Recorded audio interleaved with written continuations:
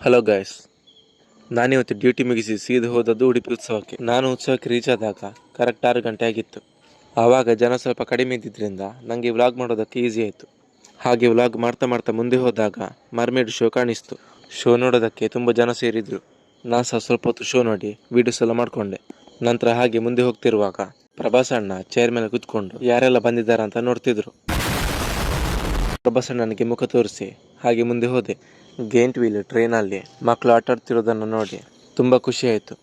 ಹಾಗೆ ಮುಂದೆ ಹೋಗ್ತಿರುವಾಗ ಅಲ್ಲಿ ನಯಾಗರ ಫಾಲ್ಸ್ ಕಾಣಿಸ್ತು. ನಾನು ಸ್ನಾನ ಮಾಡೋಣ ಅಂತ ಅಂದ್ಕೊಂಡೆ. ಅಷ್ಟೊತ್ತಿಗೆ ತುಂಬ ಜನ ಆಗಿದ್ರು.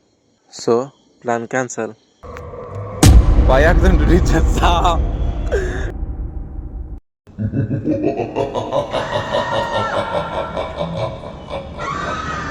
ನಿಜ ಮಾರೆ, ಸತ್ತೋದವರೆಲ್ಲ ಅಷ್ಟೇ ಫ್ರೆಂಡ್ಸ್. ಮತ್ತೆ ಭಯ ಆಯ್ತಲ್ಲ ನೋಡಿ. ಯಾರಿಗೆಲ್ಲ ಭಯ ಆಯಿತು ಕಮೆಂಟ್ ಹಾಕಿ ನೋಡೋಣ ಎಷ್ಟು ಜನ ಹೆದರ್ಕೊಂಡ್ರು ಅಂತ.